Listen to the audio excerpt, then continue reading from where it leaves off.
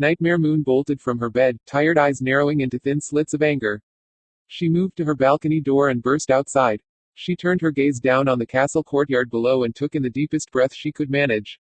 She then bellowed at the top of her lungs, not caring how early it was. The sheer volume of her voice undoubtedly scared awake some ponies in Ponyville. What is going on out here? All that answered was moaning and groaning. A large portion of the Earth Pony Castle guards were piled on top of each other in the center of the main courtyard. Giggling and bouncing around them playfully, as if it was all a game, was Pinkie Pie. You ponies are silly. That isn't how you play tag. Nightmare Moon didn't know whether to be shocked at what she was seeing, to be enraged that her guards had been so easily defeated, or to drop on the ground and laugh her head off. A single hyper-pink pony had just bested her soldiers without meaning to. The world could probably be on the verge of ending, and Pinkie Pie would still be Pinkie Pie. Halt! Several fresh voices shouted. The unicorns of the castle's garrison rushed forward into the courtyard, horns already glowing as Pegasi began to circle in the sky above. Nightmare Moon had little doubt they were preparing to either grab Pinkie Pie or use far more dangerous tactics to stop the bouncing intruder. Pinkie Pie, however, didn't seem to register the danger she was in, her smile growing larger. Oh, do you guys want to play tag too? Okay, but remember that I'm it, and you have to run away from me. These ponies just didn't get it, they kept running towards me. This is no game, you are trespassing in the royal castle of Queen Nightmare Moon. Surrender now. Guards, at ease. Nightmare Moon glided down and landed in the courtyard. The unicorns quickly ended the spells they were about to cast, and the Pegasi who had been circling above landed. They all bowed to their queen as one guard spoke. Your Highness, this pony has trespassed in your royal castle. Yes, I can see that, Nightmare Moon replied, looking down at Pinkie Pie. What are you doing here? Well, I came here to see you, but when I asked the guards, they told me. Pinkie Pie puffed out her chest and began speaking with a gruff voice. No, any petitioners that want an audience with the glorious Nightmare Moon must make an appointment that must then be approved by Spell Nexus. But then, Pinkie Pie continued with her normal, energetic tone. I told them that I wasn't a medical practitioner and that, if I wanted to be part of an audience, I'd go watch a fun play, or maybe listen to a band. All I wanted was to talk to you, but they told me to go away. But I really need to talk to you, so I didn't leave, Pinkie Pie continued to babble. Then they opened the gates to make me leave, and I decided that, if they were silly enough to leave the castle gates open, then they probably didn't mind if I came inside. And then all these silly guards started chasing me, and before I knew it, we were having a great game of tag. Nightmare Moon lifted a hoof to her mouth, trying her very best not to laugh in front of her guards. She didn't know what it was that she found so funny, but she could not deny it was a struggle to keep her giggles under control. With a forced cough, she regained her serious expression and looked down at Pinkie Pie. Why do you want to see me? To give you this, Pinkie Pie replied. She reached into her curly tail, rummaged around, and pulled out an envelope. She held it gingerly in her teeth, presenting it to Nightmare Moon. All the guards turned and watched their queen, who stared dumbfounded. An envelope was one of the last things she would have expected Pinkie Pie to give her, but then again, being unpredictable was Pinkie Pie's nature. Knowing Pinkie would not depart until the letter was read, Nightmare Moon called on her magic and levitated the envelope to her face. She lifted the flap, which had been held down with a happy face sticker, and removed the contents. It was a bright pink piece of paper decorated with laughing balloons, flowers, and brightly smiling colts and fillies. It was an invitation to Twist's birthday party. In a flash, the mild humor Nightmare Moon found in the situation was replaced with seething anger. She threw the invitation onto the ground and stomped on it with a hoof. What cruel joke is this? Joke. What joke? Did some pony tell a joke? Pinkie Pie asked before she gasped and smiled. Ooh, was it a knock-knock joke? I love knock-knock jokes. My absolute favorite goes like this. The first pony says, knock knock, and the other pony says, who's there, and then the first pony says, Pinkie Pie. Nightmare Moon snapped, causing most of her guards, as well as Pinkie Pie, to jump. I'm talking about the invitation. Pinkie Pie giggled. Oh, that's not a joke, silly. Do you think I am so foolish? Why would I want to attend some filly's birthday party? Why would Twist even want me there? What makes you think I'd believe her parents would even allow her to send an invitation to me? I should lock you in the dungeon for this cruel prank. Pinkie Pie's smile, which she had worn since Nightmare Moon's arrival, faded. But this isn't a prank. Then tell me the truth. Pinkie Pie looked skyward, as if she was going to pluck something from the clouds. Okay, let me see, you asked a lot of questions, but I'll try to answer them all. No, I don't think you're foolish. You're too big to be a filly, let alone a foal. Why would you want to attend a party? Well, it's a party, and every pony likes parties. Why did Twist want to invite you? She said it's because she never saw you at the block party we had when the sun came up again. As for Twist's parents, Pinkie Pie continued, they kind of don't know she sent you an invitation. The party's going to be at Sugar Cube Corner, so I was handing out all the invitations, and Twist asked if I had an extra one. I told her I did, and she asked if I would bring it to you. And, honestly, I wasn't sure at first. I mean, parties are always more fun when there are more ponies, but even I didn't think it was a good idea to invite you. But then Twist told me that you weren't really as mean as every pony thinks you are, and that she still wanted you at her party. So I smiled, and I told her, silly filly, I always have 10 extra invitations just in case. So after delivering all the other invitations, I bounced right over here to bring you yours. So, are you going to come? It's today, and it's going to be a lot of fun. Nightmare Moon stared at Pinkie Pie's expectant smile, glanced to see that the eyes of the guards were on her, and then looked down to the smashed invitation. She carefully picked it up and worked to straighten it with her magic. The laughing balloons, the smiling flowers, and the swirling letters that adorned the page were now marred with dirt and creases, but the promises of games, cake, and happiness remained. It was a truly inviting invitation, the happiest Nightmare Moon had ever seen. Still, that didn't stop her from folding the paper and holding it out to Pinkie Pie. I am not going, she flatly announced. Pinkie Pie's face fell into a disappointed frown. Why not? Twist was really hoping you would come. She promised to make lots of peppermint sticks. She said you liked them. Tell Twist thank you for the invitation, but I cannot attend, Nightmare Moon reiterated. Well, okay, Pinkie Pie replied. She took the invitation and slipped it back into the curly hair of her tail. It's still a party, even if all the guests can't come. Still, there's always room for more ponies at a party. So, if you want to come, the party's going to be today at noon. Feel free to just drop by if you want. I know Twist will be super happy if she thinks you're not coming, and then you do come. It will be like a surprise. Well, I've got to get back to Sugar Cube Corner, Pinkie Pie chirped, spinning on her hooves. See you later, Queen Nixie. With that, she started bouncing away, heading out the castle's front gates and down the road to Ponyville. Your Majesty, would you like us to pursue and arrest her? One of the unicorn guards asked. That depends. Do you think you can actually catch her? Nightmare Moon asked, looking at the pile of soldiers that were just starting to get back on their hooves. And do you want to risk looking like fools if you can't? The guards glanced at each other and decided quietly to go back to their normal patrols. Soon, the humorous distraction Pinkie Pie had caused was washed away by the return of the castle's normal staunchness, and, for a moment, Nightmare Moon wished that Pinkie Pie had stayed for just a little longer. Tilda. Nightmare Moon returned to her bedchamber, intending to resume her depressed wallowing. She laid down on her bed, shut her eyes, and relinquished herself to her thoughts. Thoughts that, before Pinkie Pie's interruption, had been an endless stream of questions to which Nightmare Moon had no answers.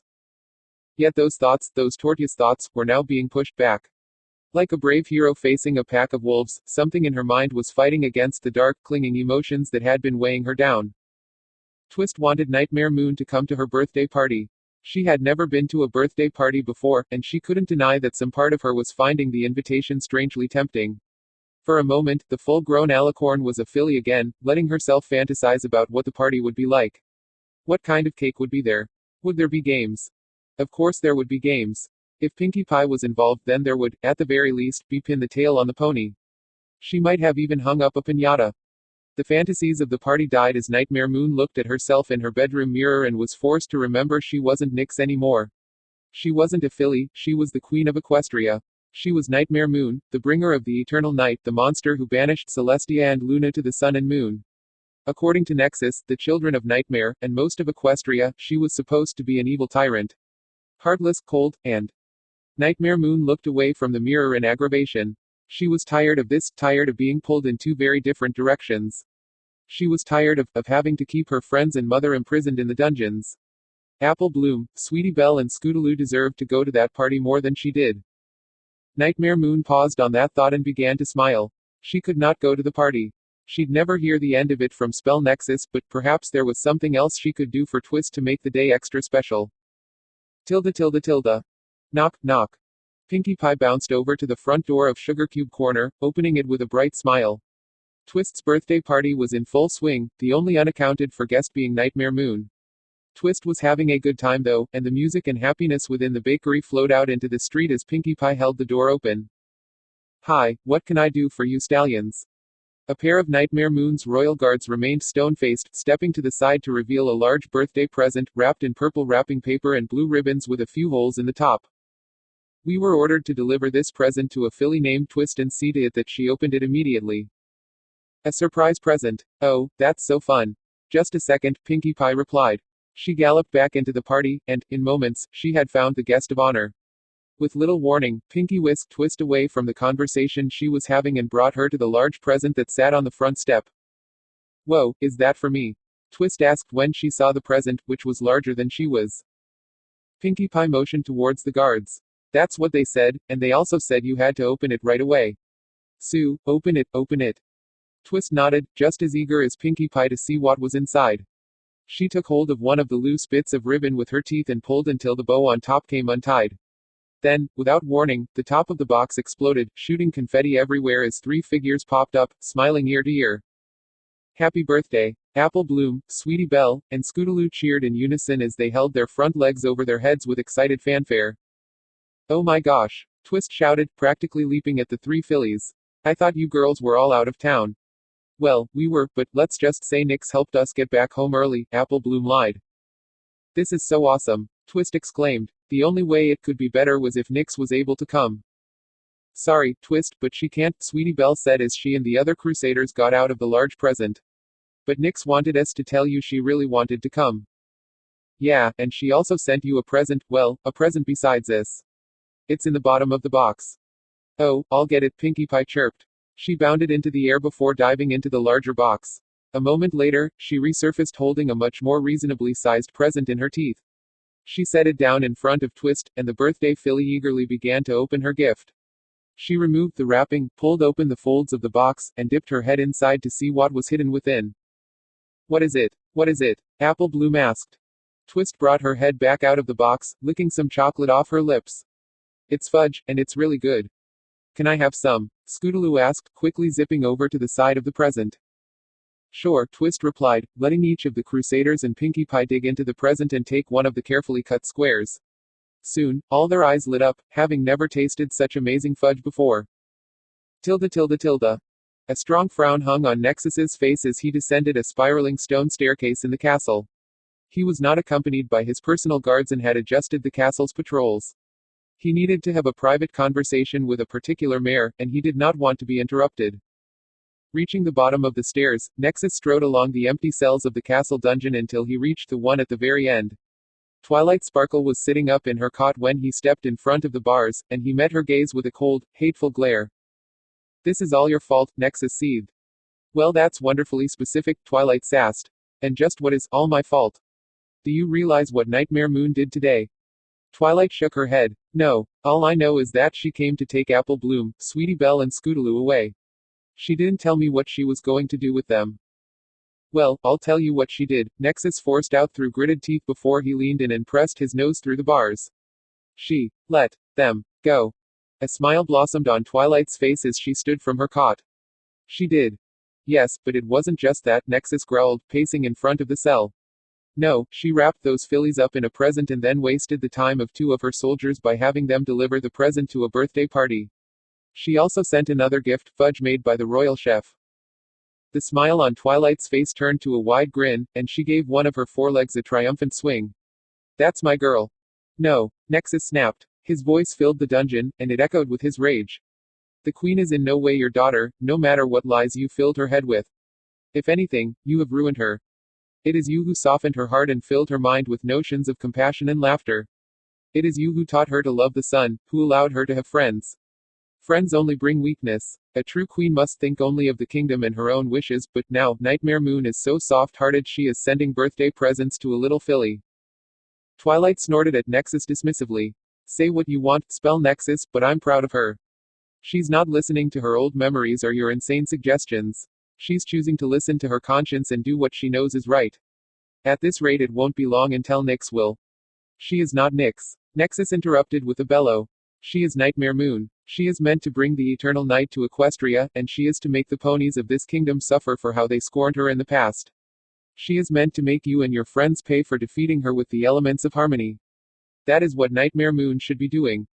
That is what Nightmare Moon would do, but the pony you call queen is not her anymore. She is her own mayor, and she can choose for herself who she wants to be. Twilight smiled, leaning into the bars as she looked Nexus dead in the eye. And right now Nyx is choosing to be the pony she wants to be, not the monster you've been trying to make her. Nexus shut his eyes and gritted his teeth, biting back a scream of rage. He stomped his hooves, tossed his head, and fought against the urge to strangle Twilight Sparkle where she sat.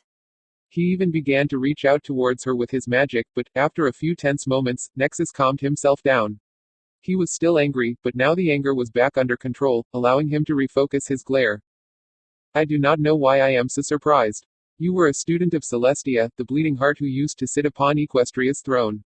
The one who sought peace above all else, who did not see that, under proper leadership, Equestria could rise to control so much more, to be so much more.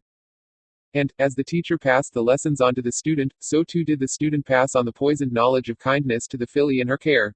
Even after my queen was reborn, even when Nightmare Moon returned as the mare she was meant to be, you did not stop.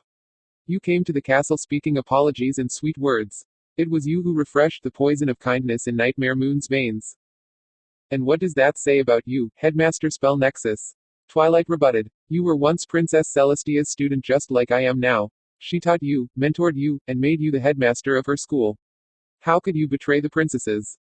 Mine was not the first betrayal. Spell Nexus raged. He slammed a hoof against the bars, causing Twilight to flinch and flatten her ears.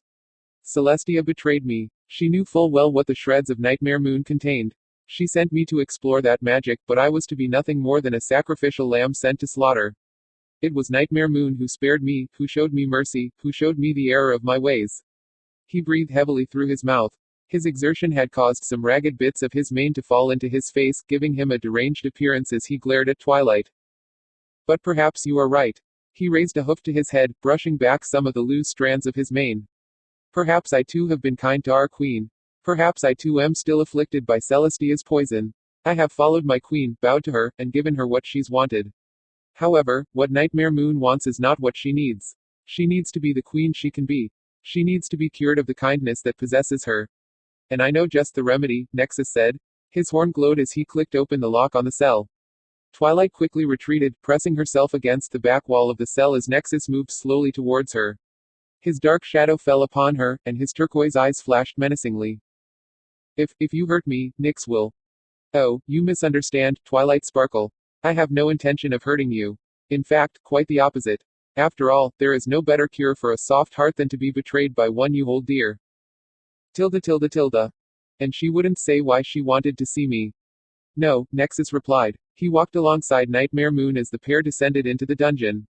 The guards only reported that she started screaming, demanding to see you. I would not have brought it to your attention, but she has refused to eat. I thank you for alerting me to this, Nexus, Nightmare Moon replied, but I would have you wait at the bottom of the stairwell.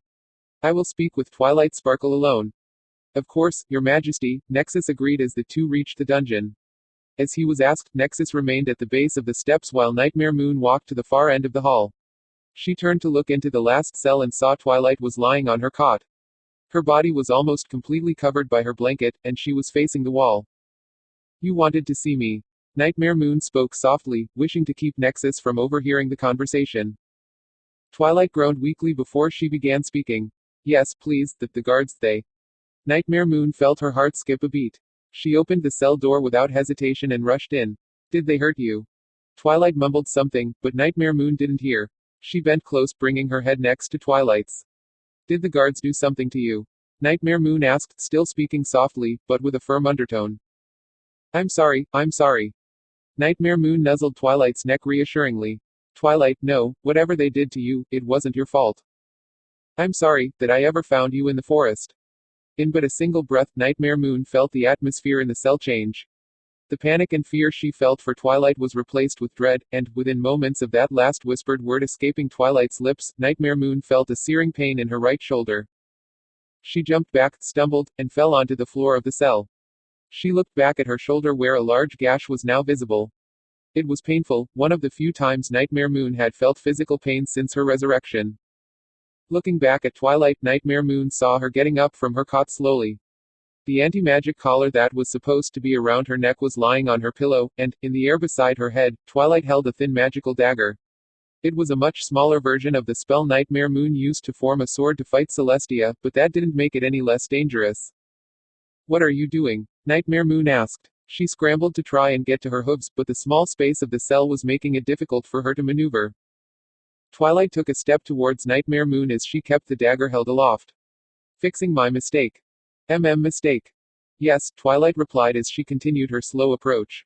You're a monster, you're a tyrant, and I should have never saved you from the forest. Twilight, what's wrong? Why are you? Nightmare Moon stuttered out. Her voice grew weak as she began to hyperventilate. It's me, it's Nyx, don't you remember? I remember perfectly what you've done. You took over Equestria. You banished my mentor to the sun and brought eternal night. You locked up 3 innocent fillies and made me promise them everything would be all right before you took them away. Nightmare Moon continued to panic, struggling to get to her hooves. She pushed herself against a wall of the cell. I took them away to let them go. I let them go, Twilight. You have to believe me. Why you always believed me. Twilight stood over Nightmare Moon, and Equestria's queen saw nothing of the care and compassion she once knew. Instead, Twilight's purple eyes were filled with nothing but hatred and murderous intent. That's what being in this dungeon has helped me realize, that I never should have believed or trusted you. That you are, and you always will be a monster, and I'm ashamed that I ever called you my daughter. No, Nightmare Moon began to weep. Twilight, don't say that. Please don't say that. I'm sorry I did all this. Just please, don't say that. I'm sorry. There is no forgiveness, Twilight said coldly. She began to raise the dagger. I can never forgive myself for believing you were anything but a monster, and now, I'm going to fix my mistake. I'm going to fix it all. No, Nightmare Moon cried out. Her voice echoed the pain of her heart, which threatened to shatter. Twilight, however, did not falter nor slow. She held the dagger high and aimed for Nightmare Moon's neck. Yet, before Twilight could strike, Spell Nexus appeared at the cell door. Drawn to his queen's side by her cry, Nexus wrapped his magic around Twilight and pinned her against the wall. Guards! The queen has been injured. Nexus shouted out. Within moments, a patrol of soldiers arrived. The guards escorted Nightmare Moon from the cell while Nexus re-secured the anti-magic brace to Twilight's neck. Then, he slammed the door shut, and turned to follow the royal guards as they carried Nightmare Moon away. Nexus, however, didn't follow too closely. After all, he didn't want the guards, or his queen, noticing his grin. Tilda. Nightmare Moon lay on her bed, head resting on her tear-soaked pillow as she hugged her Twilight Sparkle doll to her chest. She had not moved for hours. Her world, in a single brief moment, had been shattered. The one solid, constant foundation she had been able to rely on through the chaos of becoming queen had crumbled. Twilight had attacked her. Twilight had called her a monster. Twilight was ashamed of her. Those thoughts hurt more than the wound in Nightmare Moon's shoulder, which had been bandaged and cared for. It was a pain in her chest, like somebody had stabbed her in the heart with a dagger and was now twisting it. Twilight, the one who always believed she was still Nyx, the one who raised her as Nyx, had turned her back on her. She really was a monster. Who was she trying to fool by pretending otherwise? She was Nightmare Moon, the queen of Equestria, one of the most wicked beings that Equestria had ever known. Any hopes or desires to the contrary were nothing but lies and falsehoods she was creating for herself. If even Twilight was unable to see her as anything else, then she had no hope. She was Nightmare Moon and there was no escaping it. Shuddering as a fresh wave of tears fell from her eyes, Nightmare Moon turned over on her bed, trying to find a dry patch on her pillow to rest her head on. Her eyes flicked to the clock, allowing her to see she had spent the whole afternoon just lying there. It honestly had felt much longer than that. The clock showed it was almost time for the sunset. Nightmare Moon was tempted to just blow it off to leave the world in the amber glow of early evening, but she had a responsibility to Equestria. Even if Twilight hated her, even if every pony thought she was a monster, she wouldn't let them down. She'd guide the sun and moon through their cycle. It was the one thing she seemed to be able to do that didn't make some pony hate her even more. Taking in a deep breath, Nightmare Moon had to draw upon every ounce of energy she had left to haul herself up from the bed and walk slowly to her balcony. The afternoon in bed had been anything but restful. She was exhausted. As soon as she was on her hooves, she wanted to lay back down. Yet she found the strength to reach her bedroom's balcony and step into the cool evening air. She turned her gaze to the west, where the sun was waiting to be tucked below the horizon. The sky was already starting to glow with the warm, golden colors of sunset. Thankfully, Nightmare Moon only needed to nudge the sun with her magic. The golden orb seemed all too willing to sink below the horizon, and the moon was just as compliant. The pair exchanged dominance of the sky, and, for a moment, Nightmare Moon lingered to watch the sunset. It was a beautiful sight, one she enjoyed for a few minutes before she turned away. She had every intention of going back to her bed and hugging her Twilight Sparkle doll to her chest once more. Yet, just as Nightmare Moon turned, she noticed something out of the ordinary. There was a huge crowd of ponies outside the castle gates, and, on top of the gatehouse, Spell Nexus was standing with a large contingent of soldiers. The gatehouse itself had also been modified. Jutting out from the top of the battlements was a platform, a simple structure of wood timbers, and a rope. A hanging noose and gallows had been built over the edge of the castle gates, and there was a pony about to be executed. She stood on the very edge of the platform with the noose around her neck. She was mere moments from being shoved, moments from falling to her death, and yet the mare was looking back over her shoulder. She was staring straight at Nightmare Moon. Tilde tilde tilde. Spell Nexus made every attempt to remain stoic and serious, to be professional, but he could not contain his giddiness. This was it, this was what he needed and hoped for. It had all worked beautifully. He was going to be rid of Twilight Sparkle, the mare that was injecting the poison of kindness into his queen, once and for all. Nexus moved to the edge of the castle's gatehouse, looking over the beautiful set of gallows that had been constructed over the course of the afternoon. A single long, thin wooden platform extended from the top of the gatehouse outwards over the waiting crowd of ponies below. Above the platform were a number of thick timbers, constructed and laid out to support a single, hanging rope. The rope itself was long, and its free end had been tied into a noose. Nexus had measured the rope himself. Once a pony was pushed off the platform, they would fall almost all the way to the ground. Then, just before their hooves would reach the ground, the rope would snap taut.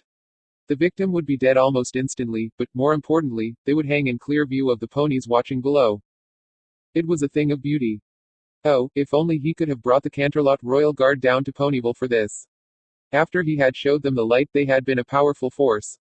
They, under Shining Armor's leadership, had kept Canterlot under control. Princess Cadence's own rebel forces had been stopped numerous times by her husband's keen military experience. That, unfortunately, was also the reason the Canterlot Royal Guard needed to stay in the capital, but it didn't stop Spell Nexus from imaging what it would be like if they were there. They would stand across the walls, looking down upon the citizens below. They would be dressed in the armor of their queen, and their old uniforms would be decaying in a junk heap.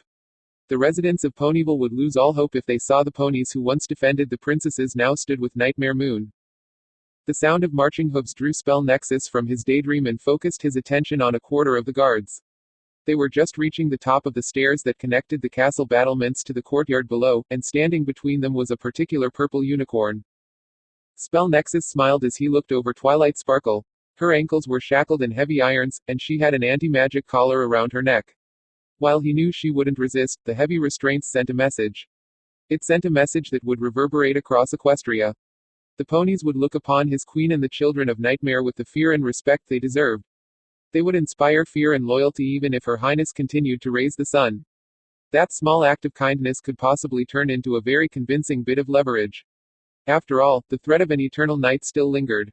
Should the ponies try to stand up or revolt, Nightmare Moon would be able to bring back the eternal night until their spirits and wills were broken. Yet all of that was just frosting on the cake. Nightmare Moon would once again act like the queen she was meant to be. Twilight's betrayal would harden Nightmare Moon's soft heart. Yes, it had pained Nexus to let Twilight cause his queen harm, but it had to be done. As Nexus contemplated all this, Twilight had been guided out to the edge of the platform. There she stood, eyes shut as she faced the crowd who looked on in disbelief and worry.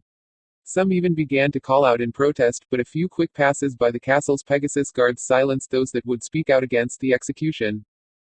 Twilight was going to fall with the last traces of the sun, and, with the sun halfway set, it was time for Nexus to begin his speech. He moved to the edge of the castle battlements and cast a spell to magically amplify his voice. He then spoke, letting his words flow out across the crowd. Twilight Sparkle, you are accused of attempting to assassinate Her Royal Majesty, the Regent of the Sun and Moon, our beloved Nightmare Moon. Do you deny these charges as I have read them? No, Twilight answered, her voice hollow and flat.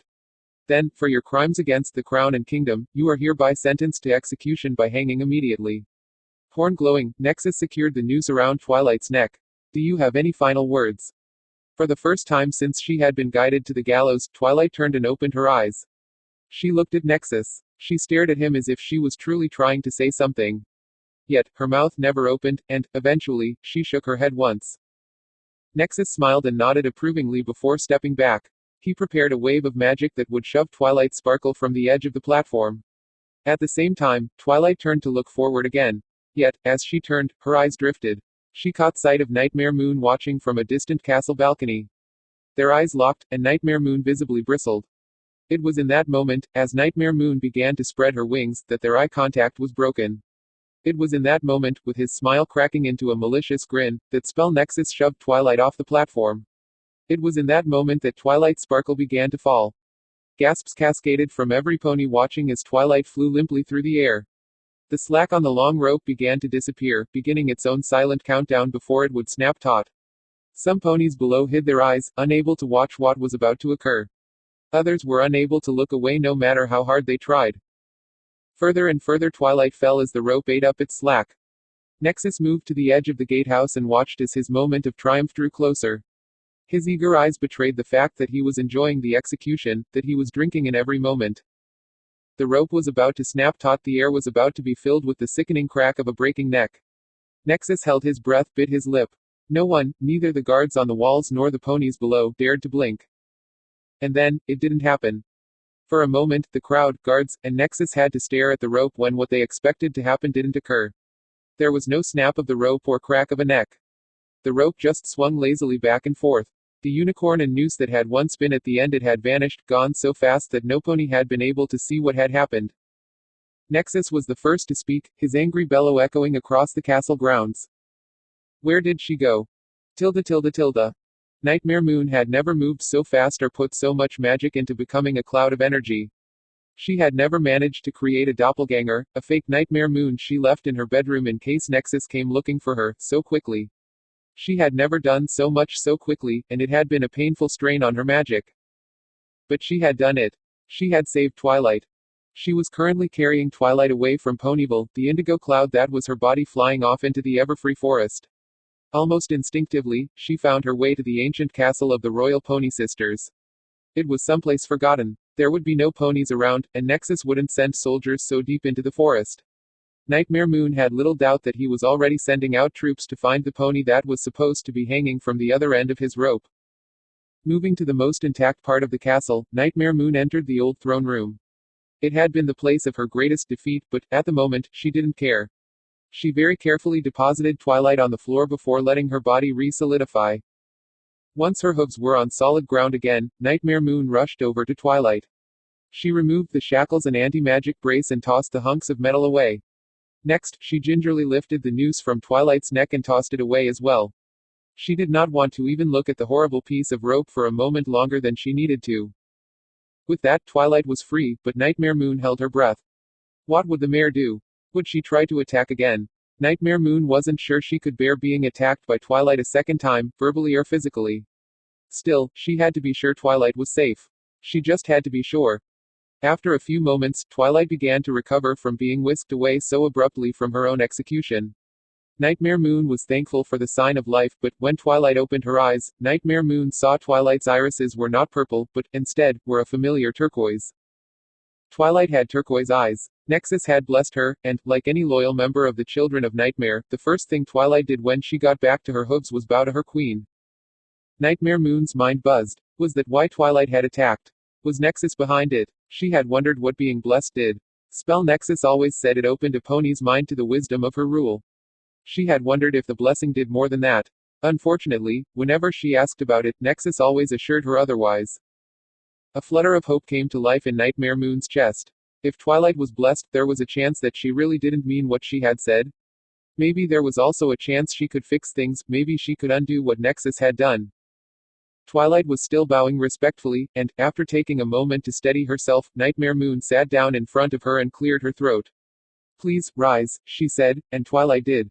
She stood up, her turquoise eyes once again locked with the gaze of Nightmare Moon. Why did you attack me? Spell Nexus instructed me on how to form a magical dagger.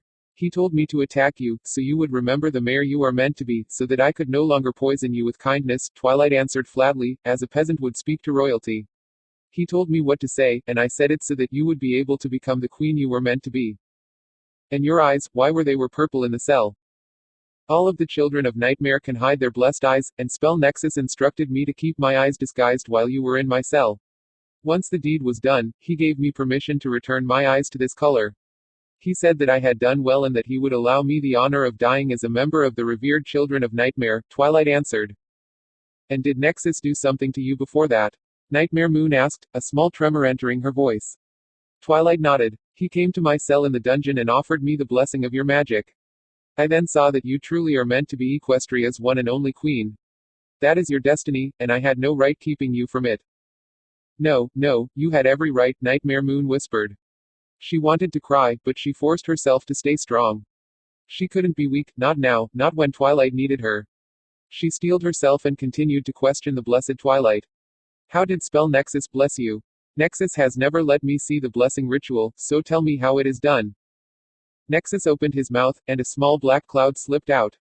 He then bit down, cutting off a piece of that cloud. The vapor then entered my mouth, and, after a few moments, I saw the truth. Your mouth, Nightmare Moon echoed, licking her lips as she shifted anxiously. Twilight, I'm going to try something, and, if it works, you should be your old self again, but, it may not work. Do you trust me? Of course, my queen. Nightmare Moon felt her chest tighten. She had been given permission, but not by the real Twilight. The blessing was in control. The blessing was making her just another obedient member of the Children of Nightmare, and it made Nightmare Moon that much more anxious. She didn't know a thing about the blessing. She could do more harm than good. For all she knew, the real Twilight was gone forever. Still, seeing Twilight bowed before her, Nightmare Moon knew one thing. She had to at least try. Slowly, Nightmare Moon reached out and surrounded Twilight with her magical mane, cradling her as gently as possible. As the magical aura engulfed Twilight, she took in a deep breath. The truth was that Nightmare Moon no longer had any real hair. Her tail and mane were nothing more than pure magic, a manifestation of the incredible power at her disposal. Her mystical hair flowed, ebbed, and was able to phase through solid matter. It was why her mane flowed through her helmet, always visible no matter what she chose to wear. Now Nightmare Moon was going to try to phase her mane through Twilight's body. She believed it would work, but she could not be totally sure. A living body was different from the metal of her helmet, and the magical mane could easily do more harm than good. Still, as she gently lifted Twilight off the ground, Nightmare Moon felt she had no other choice. Taking one more breath to calm her nerves, Nightmare Moon began to phase her magical mane through Twilight's torso, near her heart. At the same time, she used her tail to hold her adoptive mother aloft. Despite Nightmare Moon's hopes, her magic passed through Twilight's torso without obstruction. She could not sense anything and was unable to find any manifestation of the blessing Nexus had put in her. There was nothing there, and Nightmare Moon's heart sunk in her chest. What if the blessing was permanent? What if she had lost her mother forever? Nyx would have broken down at such thoughts, but Nightmare Moon shook her head and shoved the fears away. No, Twilight wasn't beyond rescue. She would not let her mother be taken away. She could bring the real Twilight sparkle back. Magic like this had to have a manifestation. It had to be hiding someplace. She just had to find it. The search continued, and Nightmare Moon phased her mane through the rest of Twilight's body. Fetlocks, haunches, ankles, back legs, thighs, hooves, chest, torso, forelegs, elbows, Nightmare Moon checked every muscle, bone, and fiber of Twilight's being. She checked and double-checked everywhere she could think of, yet was still unable to find the blessing. Running out of places to look, Nightmare Moon swept her magic up towards Twilight's head. That's when Nightmare Moon felt it. A mass, a haze of magic shaped like a choking vine, was clinging to the back of Twilight's skull. It was interwoven with the muscles and bones that were already inhabiting the space, but more importantly, it was foreign magic, not at all like the magic that naturally occurred in Twilight's body. Nightmare Moon reached out to grasp the magical mass with her mane, slowly feeling out the extent of its presence. While there was a center core to the mass, there were also long tendrils, like roots, spreading out in all directions. Some of the roots even reached out to Twilight's eyes. There was no doubt in Nightmare Moon's mind.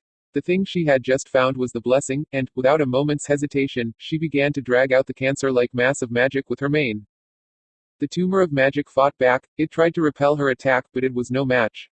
Nightmare Moon carefully pulled away the roots of the infection, drawing it out of Twilight's head. The infection became a dark black spot in her otherwise indigo mane, one that Nightmare Moon watched intently while she carefully set Twilight down on the ruined castle's stone floor. The infection pulsed and squirmed in her magic. It was trying to move up her mane, trying to reach her head. It did not get very far, however. With the same cold, merciless expression she once used to look down upon the ponies of Equestria, Nightmare Moon called on her magic. With glowing eyes, she drove her mane to attack the infection she had removed from Twilight. She burned it away without a shred of remorse. Nightmare Moon did not take her eyes off the infection until every last piece had been destroyed, and it was only then she allowed her expression to soften. She glanced back at Twilight, who had become unresponsive during the procedure. For a moment Nightmare Moon feared she had done harm to her mother. Yet Twilight began to recover. She began to shift, and, after a few tense minutes, she sat up straight. A groan escaped her lips as she lifted a hoof to rub her forehead. She opened her eyes. Nightmare Moon felt a wave of relief wash over her, and a smile blossom onto her face. Twilight's eyes were once again purple, the blessing had been removed. She had done it. Ugh, my head is killing me, Twilight complained. She lowered a hoof and began to look around. What happened? Where am? Twilight didn't get to finish her last question as she suddenly felt herself get taken up in an embrace, her face buried in black fur. Without a word, Nightmare Moon had moved closer to Twilight, drawing in and hugging her mother tightly to her chest as her great black wings encircled Twilight, joining in the embrace. Oh, thank you. Thank you for being okay, Nightmare Moon whispered, bending down and nuzzling Twilight's neck. Nix, what's going on? Twilight asked. She managed to pull her head out from Nightmare Moon's chest so she could look into her eyes. Don't worry, you're someplace safe. You're safe, and I won't let Nexus ever hurt you again. Twilight looked up at Nightmare Moon in confusion. Nexus, wait, did he do something? Don't you remember? I think, maybe. Twilight scrunched up her nose, winced, and moved a hoof to hold her head. It's a bit hazy, but it's getting clearer. Nexus came to my cell, he was blaming me for how you've been acting. Then he moved into the cell. I tried to escape, tried to run out and find the guards, but he pinned me and then, something black came out of his mouth and, my head. It's okay, you don't have to try to remember everything right now, Nightmare Moon reassured her. Just take your time. Twilight nodded, smiling a little as she let herself settle into Nightmare Moon's embrace. The next thing I remember after that is hearing your voice. I was lying on my cot, I said something, and then you came into my cell. And then. Twilight gasped. She pulled herself away and shoved one of Nightmare Moon's wings out of the way to reveal the bandages underneath. It's not your fault, Twilight, Nightmare Moon said in an attempt to console her. But I stabbed you. Why would I stab you? How did I stab you? I don't even know how to cast that spell. Twilight began to panic, and her breathing quickened. Nightmare Moon drew Twilight back into the embrace of her wings. She hugged her as tightly as possible, as if fearing Twilight would be ripped away once more. We're being controlled. Controlled? How? Any pony that joins the Children of Nightmare receives a blessing from Nexus. It's supposed to be a blessing of my magic, something Nexus received when he first dealt with the shreds that were left after you and your friends defeated me with the elements of harmony. It's the reason why all the Children of Nightmare have turquoise eyes. Nexus said that the blessing of magic opened Pony's eyes to what good I could bring as Queen of Equestria. That it was the blessing that opened his eyes, inspiring him to form the Children of Nightmare and try to resurrect me. Nightmare Moon gritted her teeth and shook her head. And Spell Nexus has been spreading the blessing around like Nightmare Night candy. Every member of the Children of Nightmare, every soldier in the Canterlot Royal Guard, every pony that willingly supports me has been blessed, has had their minds twisted. And I know now he blessed you too, Nightmare Moon concluded. He used the blessing to make you attack me, so he could use you to make me into the queen he thinks I should be. Twilight leaned in, wrapped her hooves around Nightmare Moon's chest, and hugged her tightly. I would never in a million years want to hurt you, Nyx. Nightmare Moon nodded, a few tears escaping her eyes and running down her cheek. I know, Twilight, and I'm sorry, I'm so sorry. For what? I thought you hated me, and because of that they were almost able to. To what? Twilight pressed. Nightmare Moon shook her head, trying to keep her voice from trembling. I didn't know they were going to do it. You have to believe I didn't know. I would have never let them, I wouldn't want to lose you like that. Twilight looked at Nightmare Moon with a deep frown. Nyx, what are you talking about? I almost wasn't able to save you. If I hadn't gone out onto the balcony then, if I hadn't turned to look, then you could have. Could have what? Twilight asked fearfully, her memories still not completely returned. What almost happened? Nightmare Moon couldn't bring herself to say it, so, instead, she pulled her head away from Twilight's and folded her wings. She motioned with her hoof, and Twilight looked in that direction to see the noose Nightmare Moon had removed moments before. Twilight lifted a hoof to her neck, her breathing once again panicked, as she came to terms with the fact that she had almost been hanged.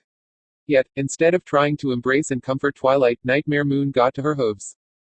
Twilight, I want you to go to Zecora's hut, she instructed while she kept her back turned to Twilight. I want you to go there and hide.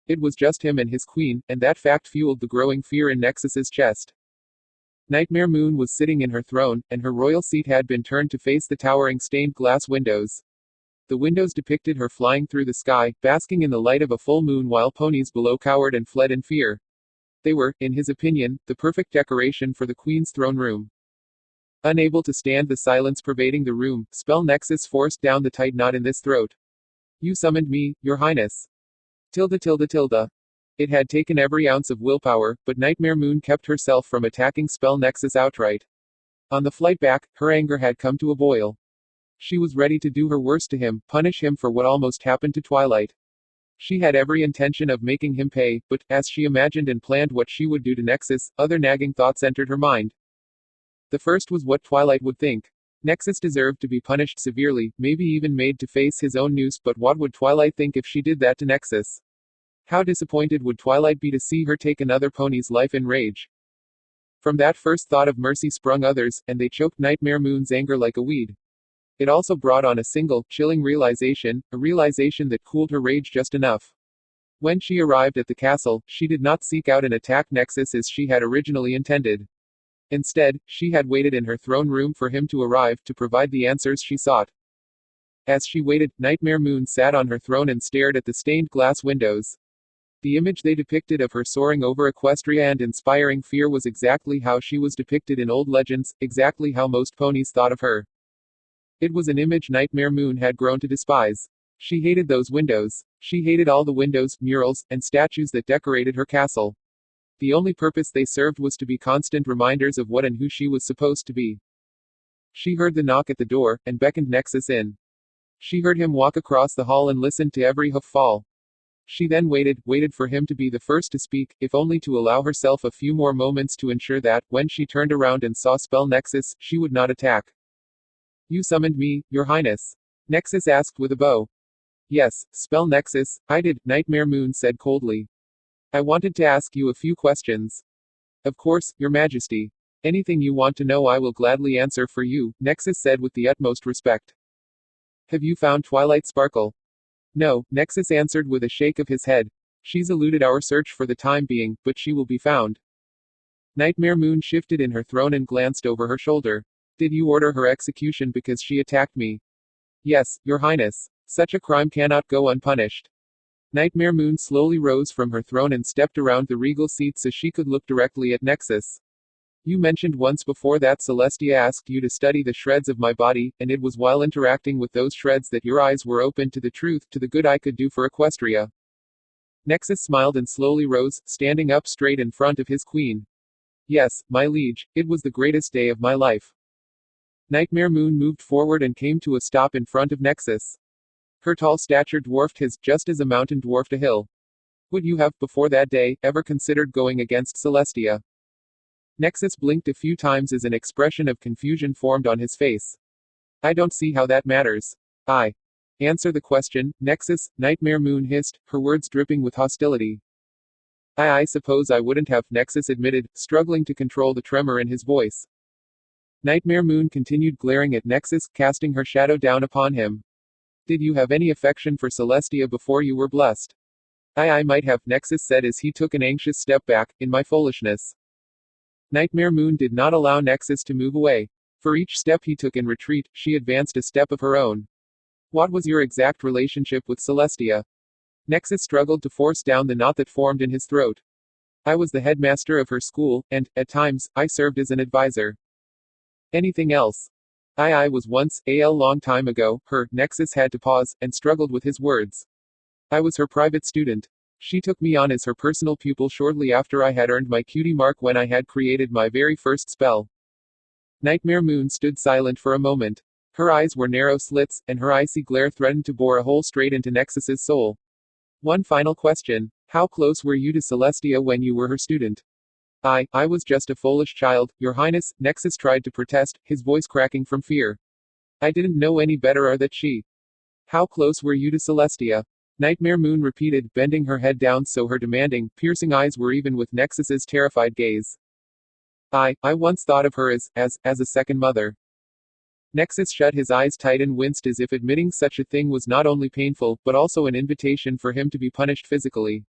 Nightmare Moon, however, turned her back on him and looked back to the stained glass window. She said nothing, though a deep frown formed on her lips as she squeezed her eyes shut. My queen, please forgive me, Nexus begged. He bowed as low as he could and practically kissed the floor as he spoke. I was ignorant and foolish before, but this is why I am so blessed. Your blessing allowed me to see what an utter and weak fool Celestia was. Your gift opened my eyes to the truth.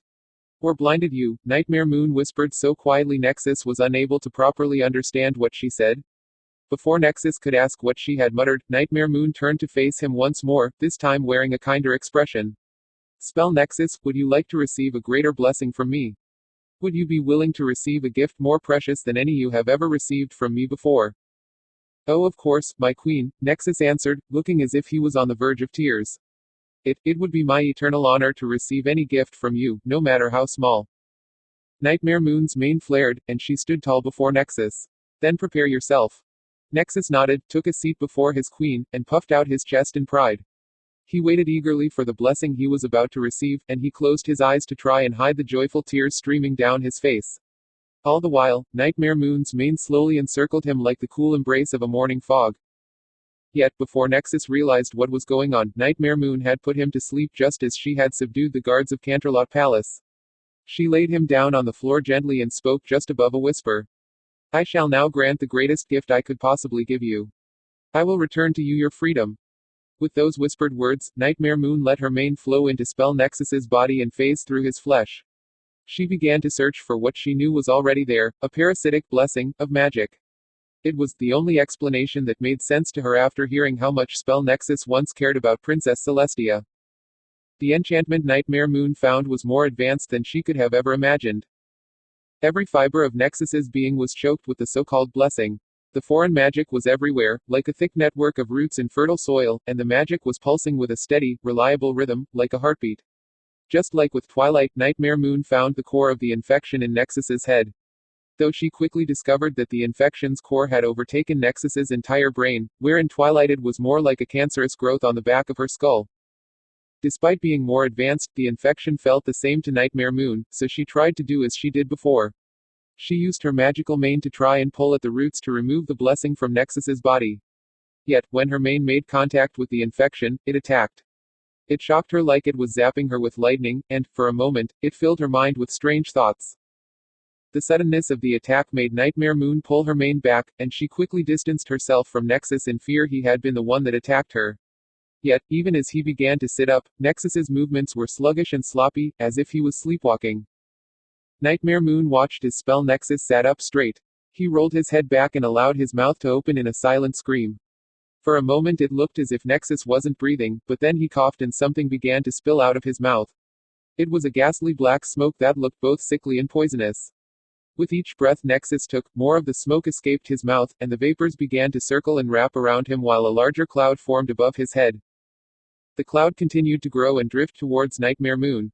Given a few more seconds, the cloud would have likely reached her. Yet, before it could draw too close, Nexus choked, as if something had suddenly grabbed hold of his throat. At the same time, the spirals in his horn began to glow with a weak but steady white light.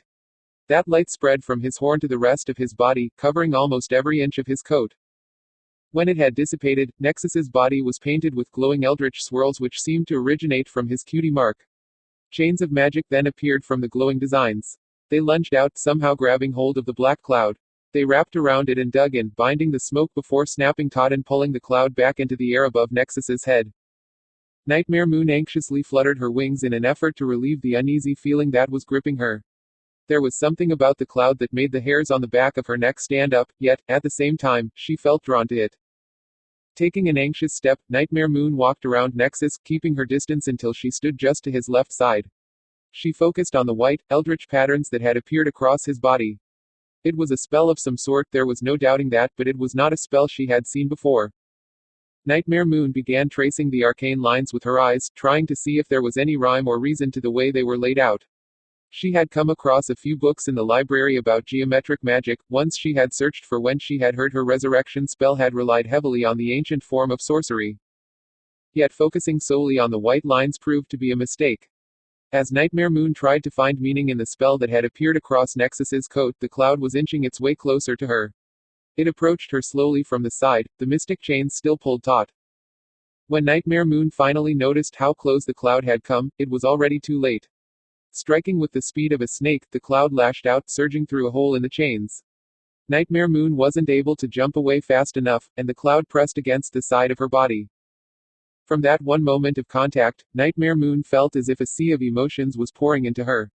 Hatred, loathing, a thirst for revenge and power, these and many others began to fill her chest. It felt like she was being overwhelmed, washed away, and drowned, like she had fallen into a raging river. In that moment, however, the white swirls on Nexus's coat pulsed, and the chains wrapped around the cloud rattled. The spell holding the cloud began to pull, and, slowly but surely, it dragged the vaporous mass away from Nightmare Moon, breaking the connection that had formed between the two. The instant the connection was broken, Nightmare Moon found she was able to move and breathe again, and, within moments, her mind was in a panic. She stumbled back to put as much distance between her and the cloud as possible and panted heavily as she tried to comprehend the overwhelming emotions that were already dying in her chest. It was just as Nightmare Moon had feared. Rifling through her memories, she thought back to the conversations she had shared with Spell Nexus, remembering details he had offered. He had been chosen by Celestia to study the shreds that were left behind when she, or rather she and Luna, were defeated by the elements of harmony. Nexus said it was while he was working with those shreds that he received the very first blessing, that his eyes were opened to her wisdom and glory. But, if anything, he had been blinded.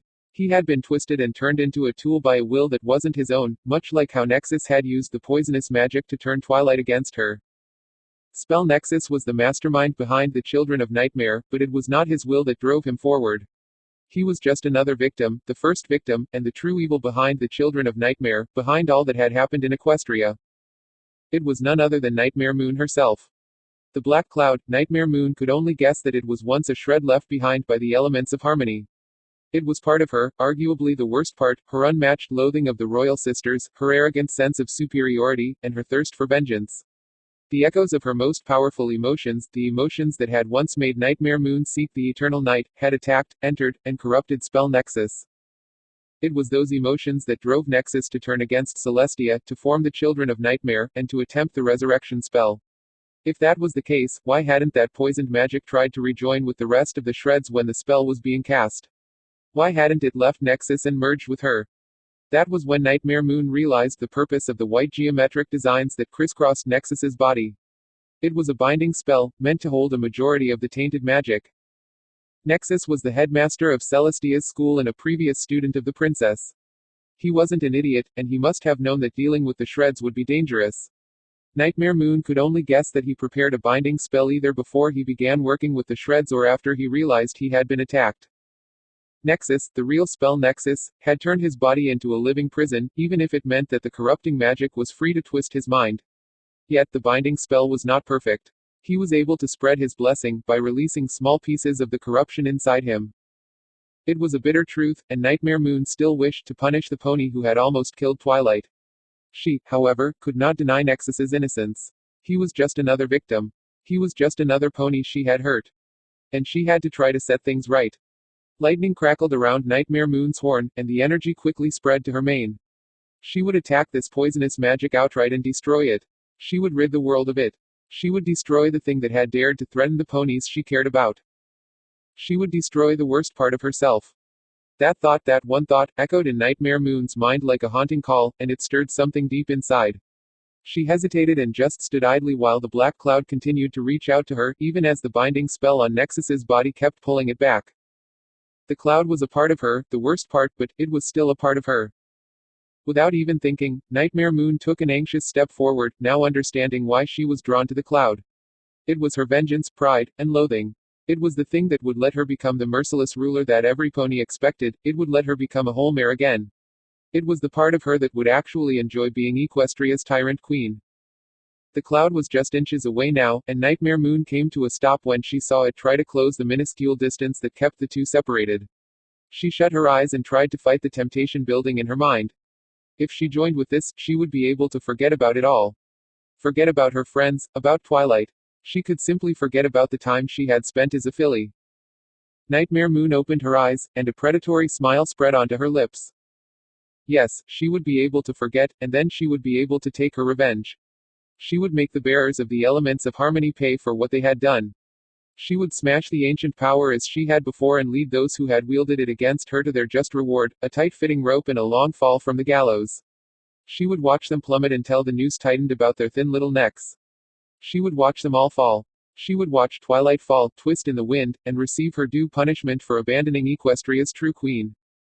She would do it all, and then she would. Fresh glowing chains lashed out from Nexus's body, digging deep into the cloud. The binding spell was struggling to pull back the smoke as it spread out across Nightmare Moon's body. It began to blend with her coat and merge with her flesh, until one of the mystical chains grazed Nightmare Moon's chest. The magic burned like a hot stove, and the pain snapped Nightmare Moon back to reality. She realized what she was thinking and jumped back to separate herself from the black cloud. She panted heavily and fought the urge to vomit. She had just wanted to hurt the ponies of Equestria. She had wanted to bring back the eternal night to deprive the ponies of their sun. She had wanted to destroy the elements of harmony, and she had wanted to see Twilight hang from the gallows.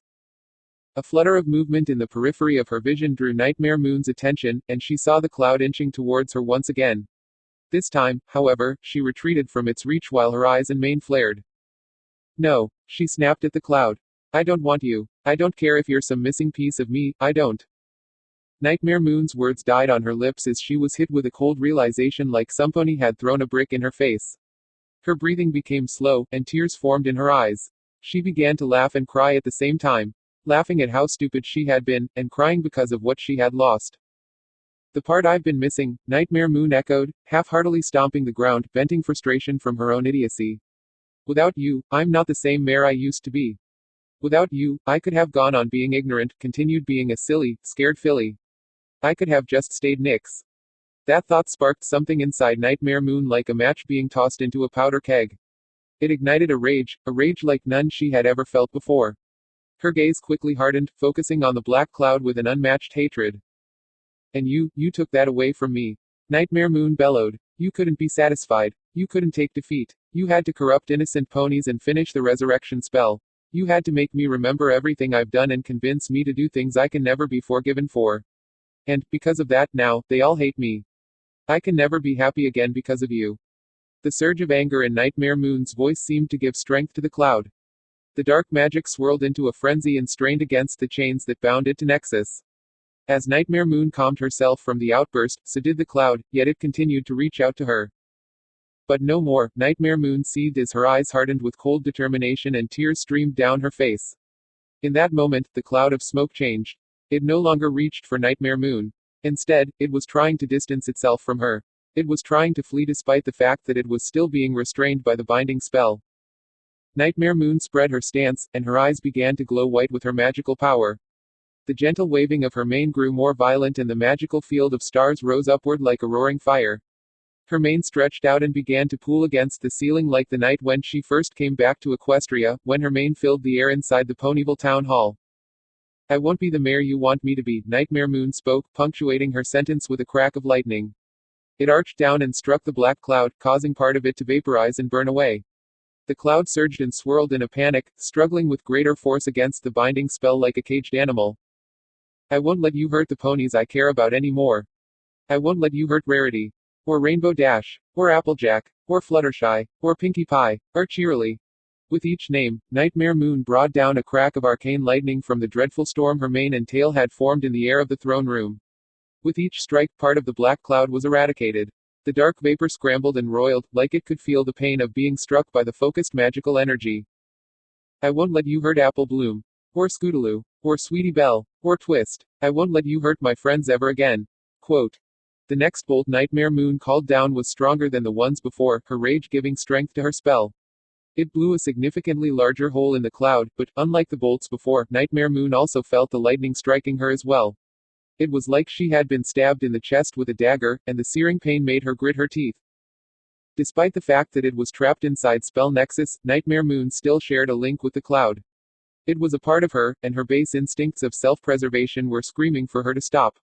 A fresh wave of nausea passed through her, and her body felt like it was on the verge of giving out. Her own body was rebelling, trying to keep her from further destroying the cloud, but Nightmare Moon would not stop.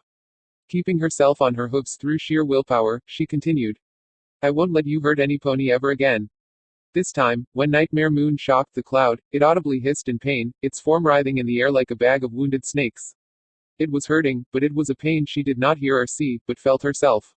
Her eyes were shut tight, and her ears rang with the sound of her own screaming. It felt as if she had attacked herself. A burning, searing, stabbing pain shot deep into her body. She was forced to drop to one knee, if only to keep herself from falling over completely. She panted, and the glow in her eyes faded as she tried to recover. It was a moment the cloud, which was half as large as it had been, tried to seize. It squirmed and strained against the chains of the binding spell in a desperate attempt to escape, and it was beginning to succeed. The lines on Nexus's body were fading, the binding spell was losing power. Freedom, however, would come too late for the cloud. Rising back off her front knee, Nightmare Moon steadied herself as the glow in her eyes returned brighter than ever. The thunderous storm formed by her mane began to crackle with energy and became saturated to the point where it couldn't hold any more magic even if it tried. Nightmare Moon focused that energy, and, with a single, final stomp, she screamed her final words to the poisonous magic.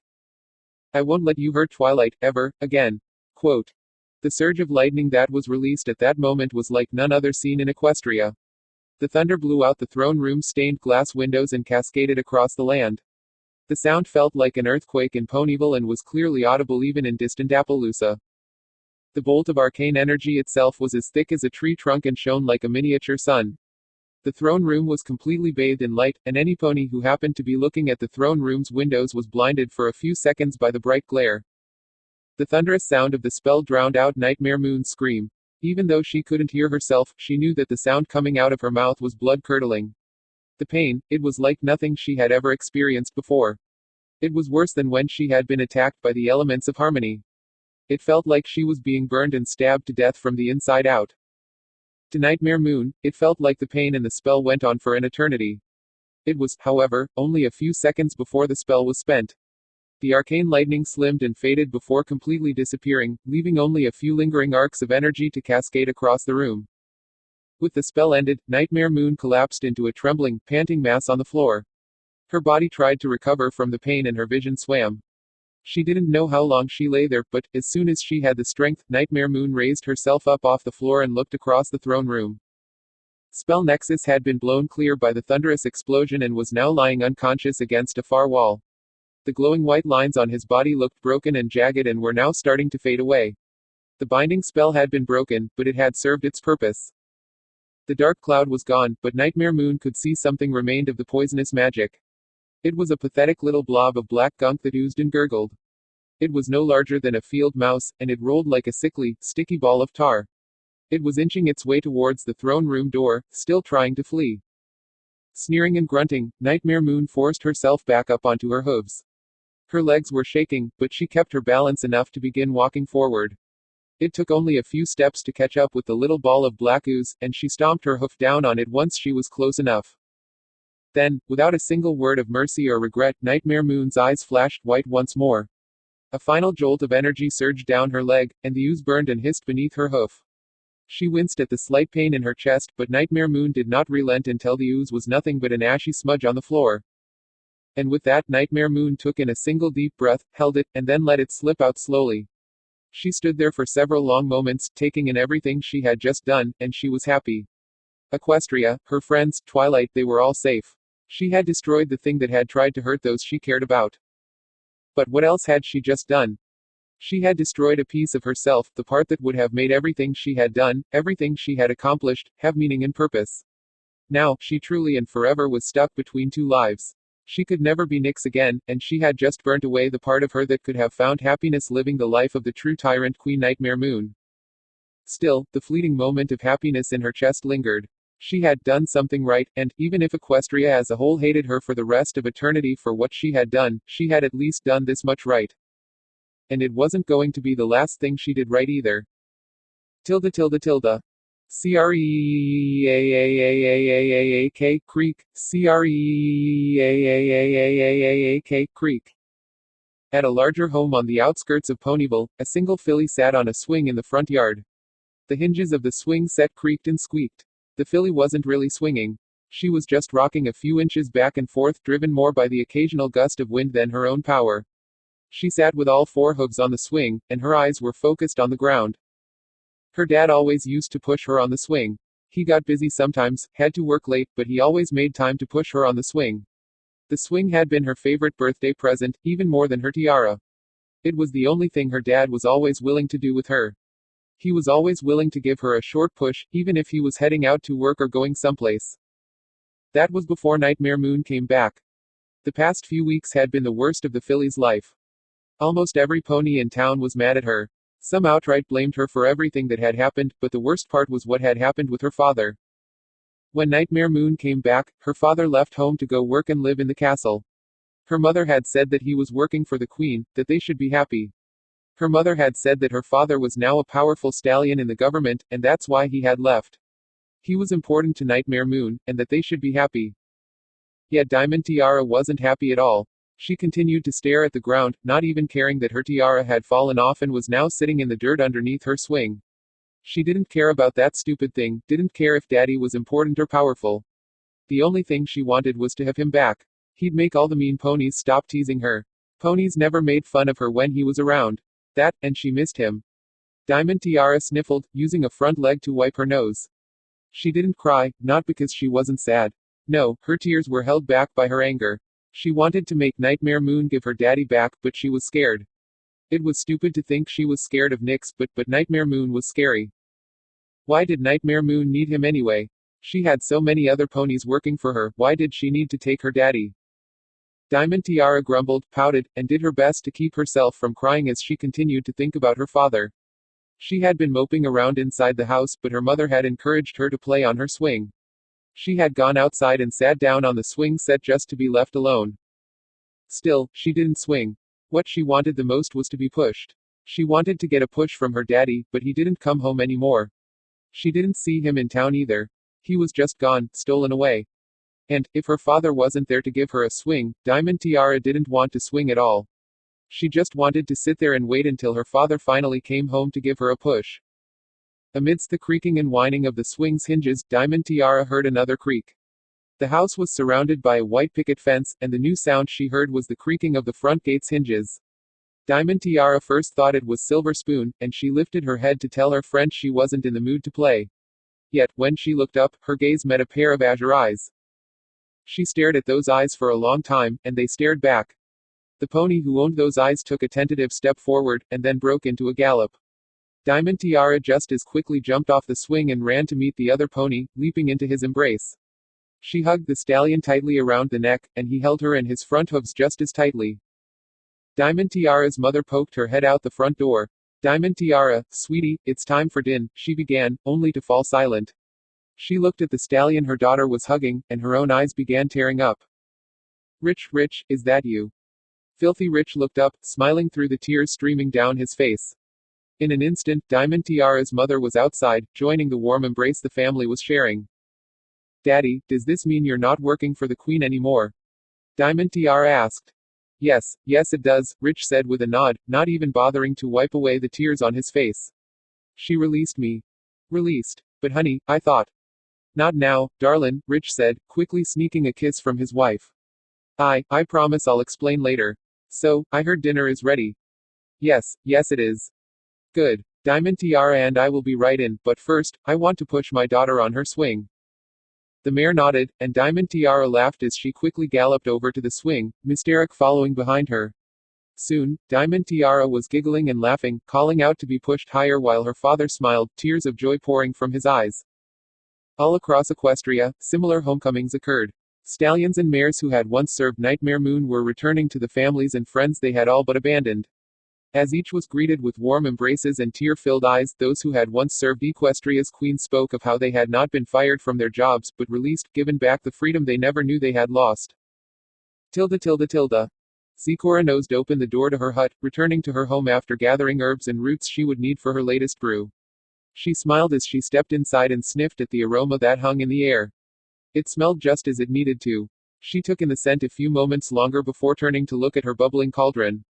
Sitting beside it, Twilight Sparkle was using her magic to carefully stir the contents. In herbalism, Twilight, you have shown great potential. In a few days, your growth has been exponential, Zecora praised. Twilight smiled and looked up from her work. Thanks, but I'm just a quick study. That, and you have some really amazing books on herbs and their properties. In stewing herbs and roots, zebras are unmatched, and to our books the same compliment can be attached. Still, I offer thanks for your aid with my work. You could have easily just hung around my home like a lazy jerk. Twilight laughed a little and went back to stirring the cauldron. Well, I've never been that good at just sitting around, especially when I've got a lot on my mind. It helps if I can find something to distract myself with. Heavy thoughts rest upon your soul, Zecora said knowingly as she began to unpack her ingredient-laden saddlebags. Undoubtedly about an alicorn who was once a foal. Filly, Twilight corrected. But, yes, I am thinking about Nyx. How can I not? The last time I saw her, she was going to confront Nexus about what he did to me. I know she's an alicorn, but it's been 3 days. What if something happened? To your concern I can relate, you worry about Nightmare Moon and her fate. But you must understand you are a wanted mare, and… Knock, knock. You must hide yourself with care, Zecora finished hurriedly as she glanced over her shoulder. Twilight nodded and slipped into Zecora's bedroom while the zebra moved to the front door. After giving Twilight a few more moments to hide and hearing the pony on the far side knock once more, Zecora cracked open the door and looked to see who was outside. Hey there, Zecora. A relieved smile formed on Zecora's lips. She opened the door as a particular orange farm pony walked inside with a baby dragon riding on her back. Applejack and Spike, it is good to see you. I hope you have not come seeking a healing brew. Nah, we ain't here for anything like that. Though, I gotta say, the critters here in the Everfree Forest sure seem more riled up than usual. I swear I saw something that looked like a wolf on my way here, and not a timberwolf either. It was something bigger. A lupus minor is what you saw, I have no doubt. I too have noticed them lingering about. They claim a distant mountain as their home, but recently in this land they have begun to roam. For days they have stirred the forest, put it at unease. In truth, there are far too many monsters amongst these trees.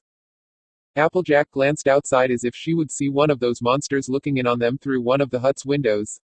If there are so many monsters, maybe you should come stay in Ponyville for a spell, just to be safe. Your concern is touching, but you need not worry. If it becomes too much, I will leave this place in a hurry. Still, what is it that brings you here, out into Everfree's wild frontier? Zecora asked before moving to the cauldron and resuming the stirring Twilight had been forced to abandon. Don't bother barking up that tree, Zecora, Spike said as he jumped off Applejack's back. I've been trying to get her to tell me the whole way here. Well, I told ya it was a surprise, and, now that we're actually here, I'll tell ya, Applejack said before looking back at Zecora. We're here to see Twilight. Spike's eyes widened, and he quickly looked around. Twilight, having heard her name, stepped out from her hiding place in Zecora's bedroom. The second Spike saw Twilight, he tackled her and hugged her neck while laughing and crying at the same time. Twilight. Oh Twilight, I've missed you so much, and when I heard you were going to be executed, I've missed you too, Spike, Twilight said. She lifted a hoof and returned Spike's hug. I'm sorry I couldn't tell you I was okay, but I couldn't risk the royal guards finding me. Well, Sugar Cube, I reckon you don't have to worry about that anymore, Applejack responded, and, by the way, it's good to see you're okay. Thanks, Applejack, it's good to see you too, Twilight replied, but why shouldn't I worry anymore? How did you two even find me, and what's going on in Ponyville? A whole lot of crazy, Applejack answered. A few days ago, Nightmare Moon called all the ponies she had working for her, every single one, to the castle and she kept them all in there until sometime this morning. Then, she called the mayor up there. We were all worried, but an hour after that the castle gates opened and all them ponies started coming out. But here's the strange thing, Applejack continued. All the ponies that went in had turquoise eyes, but when I saw them coming out, not one of them had that eye color. They didn't. Applejack shook her head at Twilight's question. No, and that ain't the end of it either. After all them ponies left the castle, the mayor came back out. She rounded up all the ponies in Ponyville and read us a message from Nightmare Moon. It was all about how her crazy cult was disbanded and how she was sending all the ponies who worked for her back to their families. She sent them all home. Twilight asked in disbelief. Yeah, it was so crazy, Spike said as he finished hugging Twilight. I think I even saw Spell Nexus walking by the library along with some other ponies from Celestia's school for gifted unicorns. I would have never thought he had anything to do with this. Oh, trust me, he had something to do with it all right, Twilight grumbled. Her memory of being attacked by Nexus caused a small twinge of pain in her neck. Well, maybe not, Sugar Cube. From the way it sounded, none of them ponies workin' for Nightmare Moon were doing it on purpose. Supposedly, they were brainwashed, but when she found out, Nightmare Moon unscrambled their brains. She freed all the ponies, and let them choose whether or not they wanted to stay and work for her or go home. And, from what I hear, they all chose to leave.